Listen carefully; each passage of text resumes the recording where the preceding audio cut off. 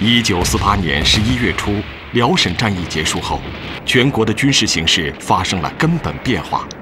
人民解放军不但在质量上早已占有优势，而且在数量上也已经占有优势。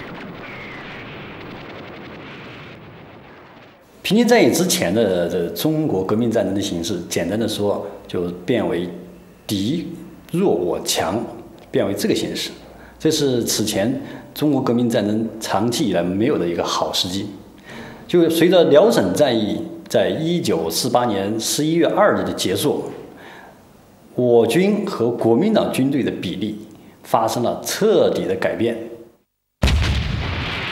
我们在解放战争前的时候呢，只有127万军队，而国民党当时是430万军队。而打完了辽沈战役之后，我军的实力已经发展到300万，而国民党军队呢已经下降了290万，这是对我军非常有利的。我军在历史上第一次人数上超过了国民党军队。1948年11月29日深夜，平津战役的炮火在河北省张家口打响，而此时的国民党华北剿总司令傅作义判断解放军对张家口的进攻只是一次局部行动，东北野战军主力尚未入关。殊不知，毛泽东已经命令东北野战军放弃休整，秘密入关。进关以后就保不住灭了，老百姓到处敲锣打鼓欢迎，慰问，说我们也知道呢，跟兄弟部队会合了，100万大军啊，就直奔着天津和北平。这样子，等到我们进到关里，到了玉田这一带，傅作义发现的时候，这已经晚了。而此时，作为国民党军队在华北最高统帅的傅作义，错误地认为，东北野战军在辽沈大战后至少需要休整3个月到半年左右，才可能入关作战。于是，他采取了暂时固守华北、扩充实力、保持海口、陆上2条通路，以观时局变化的方针。他将60万人收缩在以北平、天津为中心，东起滦县，西至张家口，长达500公里的铁路线上，摆成1字长阵。然而，他没有料到，正是这种精心布局，切断了他的一切后路。1字长蛇阵，是有个致命的弱点的。他这个弱点主要体现在，他把他的部队从北平往西一直到张家口了，主要是布的是他父系的部队。从北平往东一直到塘沽呢，主要是布置的是蒋系的中央军。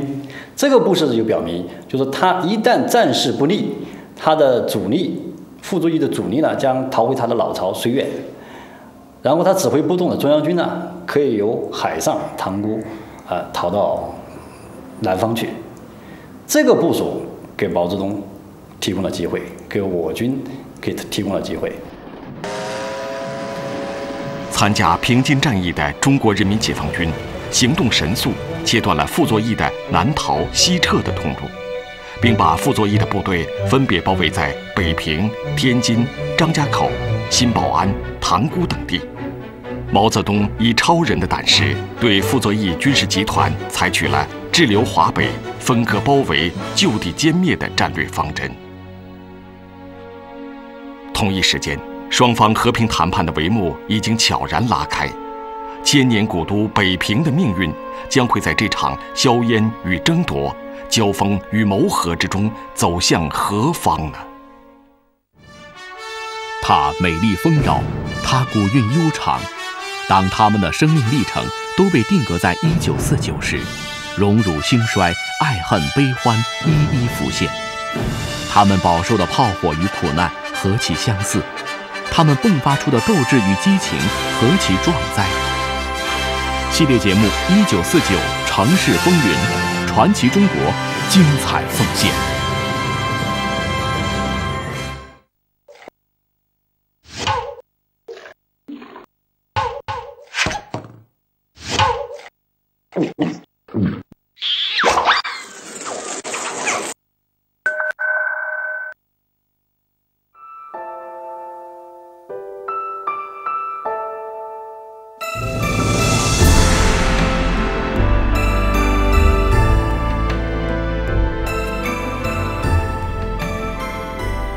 曾经是六朝古都的北平城，是一座与众不同的城市，它的恢宏大气在世界上具有独特的韵味。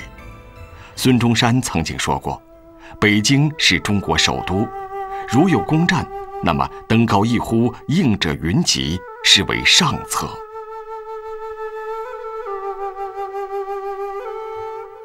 如何使北平这个六朝古都免于战火的毁坏，老百姓免受战争的创伤？和平解放无疑是最佳选择方式。但是设想和现实之间还有很大的距离，和平解放北平无疑是一个异常艰难的过程。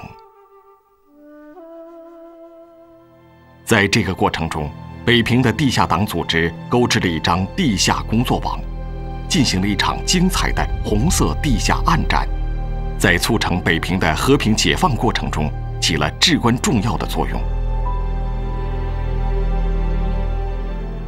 而这张地下工作网中的2000多名地下党员，成为北平和平解放的隐身英雄。他们的领导就是刘仁。当时的北平地下党员，如今说起他来，依然充满了感情。就是一铁老杆，戴一小帽子，穿电梯衣子。那老百姓啊，他完全跟老百姓一样，一点特别的没有。而且说出那话来，哎呀，我都老忘不了。北平地下党在以刘仁为部长的华北局成工部的领导下，遵照中共中央隐蔽精干、长期埋伏、积蓄力量、以待时机的地下工作方针，在北京已经陆续建立了学委、工委、铁委、评委、文委等地下党的领导机构。各条战线的地下斗争全面进行着。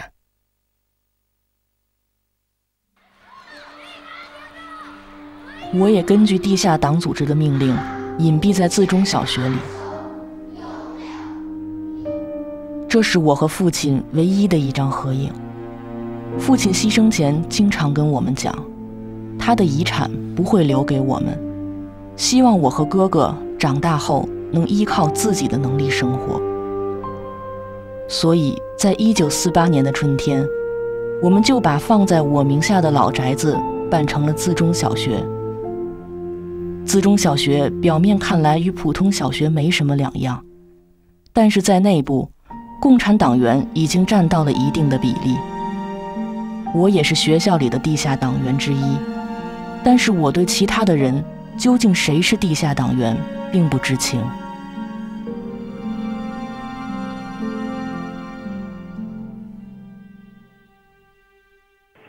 这些老师啊，后来不说有8个党员吗？我是一个，我有个同学叫李自坤是一个，再有就是齐校长他们几位，互相不横着联系，各自不管，谁也不管谁。那会儿有挺严格的纪律。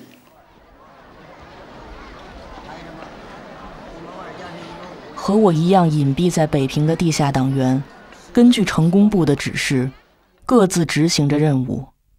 这其中就有我的老朋友潘基。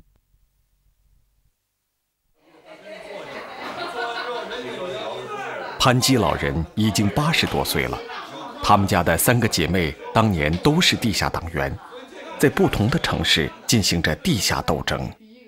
现在他们每年都会聚在一起，回忆当年的点点滴滴。虽然如今潘基老人的语言表达有一些障碍，但是回想起当年在北平所从事的地下工作，他的话语似乎流利了许多。做地下工作，这个抄录一些个文件，做地下工作抄文件，往警方去送，抄的一个小外甥。白小罐、钟乳梨汁儿，拿这个白小罐往上写，都写满了。你是灯塔，照耀着黎明前的海洋。在这场暗战中，最重要的争取对象就是北平和平解放的关键人物——华北剿总司令傅作义。此时，对他的争取工作也全面铺开。傅作义作为国民党著名将领，曾经在抗日战场上屡建奇功。1947年底，傅作义出任华北剿总司令，他手握4个兵团、12个军和60万重兵，坐镇北平，掌控华北，达到了一生权力的顶峰。所以，让傅作义此时交出军队，放下武器，对一个国民党著名将领，一个掌握军政实权的封疆大吏，无疑是一个艰难的抉择。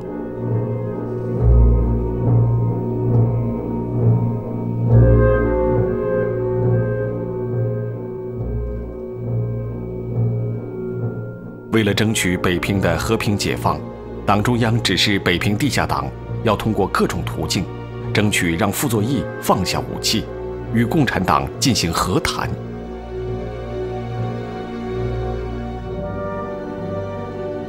为了使傅作义尽快坐到谈判桌前来，北平地下党派出了一位身份特殊的地下党员，去做傅作义的工作。他就是傅作义的女儿傅冬菊。傅冬菊，中共地下党员，1948年11月受北平地下党委派，回到他的父亲傅作义身边工作，了解他的动态。在北平地下党用各种方法做傅作义工作的同时，人民解放军以100万兵力的优势，解放了北平的周边地区，将傅作义统领的25万国民党军队包围在北平城内，并且切断了北平与天津之间的联系。迫于形势的压力，1948年12月15日，傅作义第一次派出代表与中共平津前线司令部谈判。但是，由于傅作义方面提出组织华北联合政府、保留军队等许多无理要求，第一次谈判宣告失败。人生自有境界，华灯初上，喧嚣渐饮，意兴阑珊。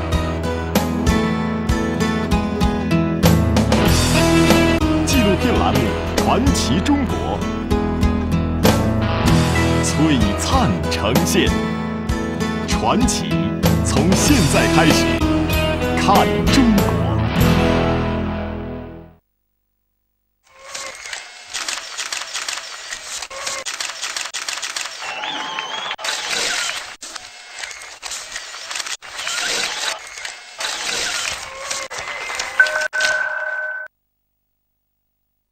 而这时的国民党要员们开始向台湾、向南方、向海外逃窜。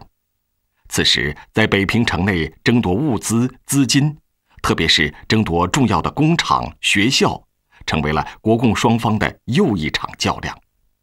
国民党政府看到大势已去，就策划将北平的一些大专院校紧急迁往南方国民党政府统治区，架空北平城。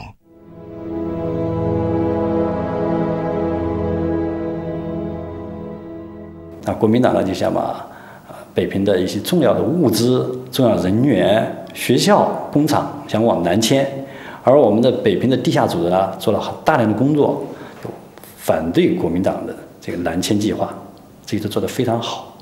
当然呢，因为最后呢主要是靠打和和谈来解决了北平问题，所以地下党的这些功绩呢不容易给显露出来，但是他们的功劳是很大的。北京大学这所闻名于世界的高等学府，是国民党急于南迁的重点院校之一。北京大学地下党组织利用学生办的北大、清华联合报等进步报刊，从各个角度阐述不能南迁的理由。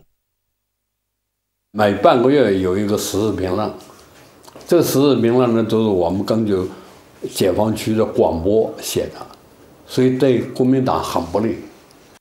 还有时事评论，还有解放军的军事斗争、前线打仗的情况，还有就是我们学生一些思想。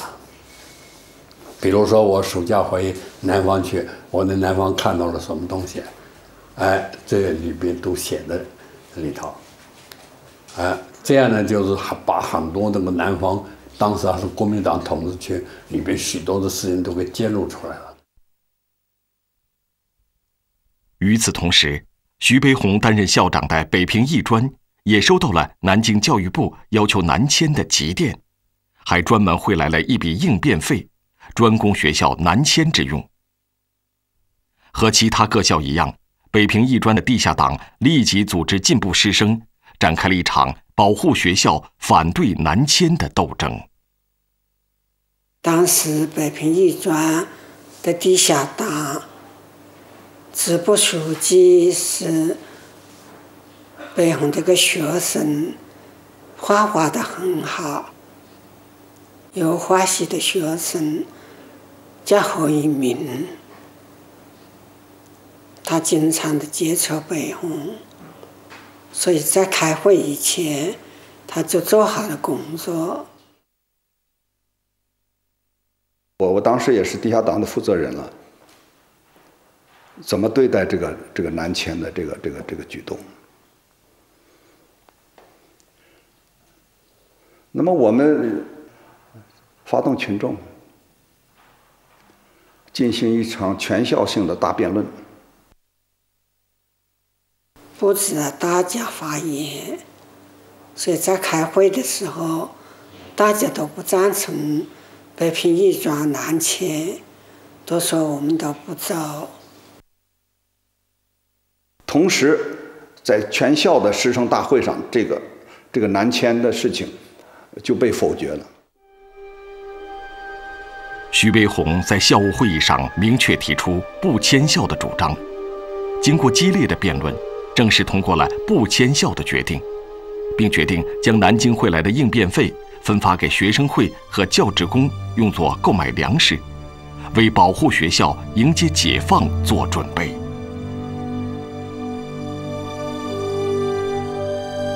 北平艺专成功地留在了北平，而此时的北京大学经过1个多月的反抗和游行，终于在校务会议上做出留在北平的决定。伴随南迁北京大学、北平艺专的图谋破产，国民党政府的南迁计划宣告失败。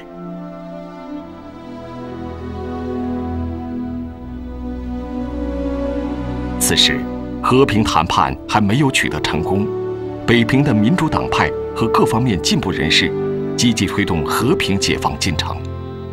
当时已经卸任的北平市市长何思源，凭借他与傅作义及各方人士的深厚关系，为北平的和平解放奔走呼号。1949年1月，天津战事吃紧，国民党要人纷纷南逃，何思源却特意从南京返回北平。他说：“北平是我的家，北平人是我的老朋友，我要为和平解放做一点事情。”而此时，国民党特务已经注意到何思源正在为和平奔走，于是他们研究了暗杀何思源的行动方案，在何思源的家中安放了炸弹，他的一个女儿不幸身亡，他自己也被炸伤。但是这并没有能够阻挡何思源为争取北平的和平解放所做出的努力。他积极发动的和平运动，成为了北平和平解放这幅美丽图画中一抹绚丽的色彩。同一时间，平津前线指挥部的军事行动开始显现威力。1948年12月22日7时，河北省的新保安地区，几颗解放军的信号弹划破了黎明的静寂，霎时间枪炮密布，烟火弥漫。人民解放军仅用10个小时，就将傅作义引以为傲的精锐35军全歼。傅作义怎么也没有想到，自己半辈子辛苦积累下来的本钱，在几天之内化为乌有了。于是，在1949年1月8日，国共双方开始了第2次谈判。而此时，北平城内的局势也十分混乱。由于北平被围，市民们普遍显露出了希望和平、不要战争的愿望。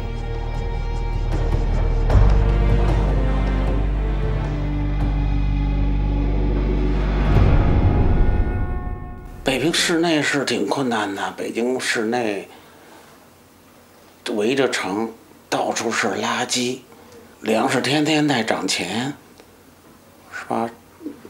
这钱也不买，有钱也买不到粮食。今天要有一点棒子面来了，大家都去排队就抢了。粮食运不进来，垃圾弄不出去。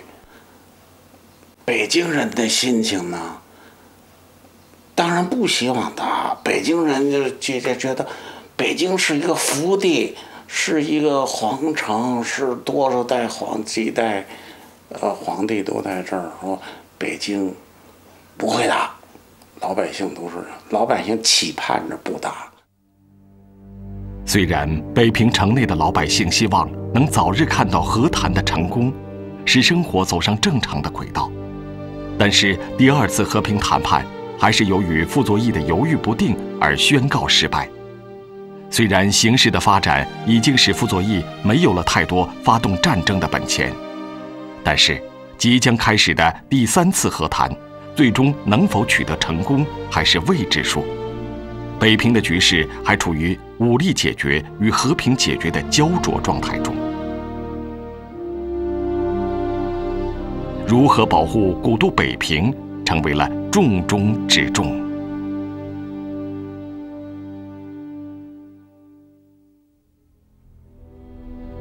当时我们也都知道在和傅作义进行和平谈判，但是究竟能不能谈成，我们并不了解。这时候，根据上级的指示，我依然在自中小学里像往常一样教书上课，但是北平城外时而响起的枪声，却让我的内心充满了担心。这座古城究竟会怎样呢？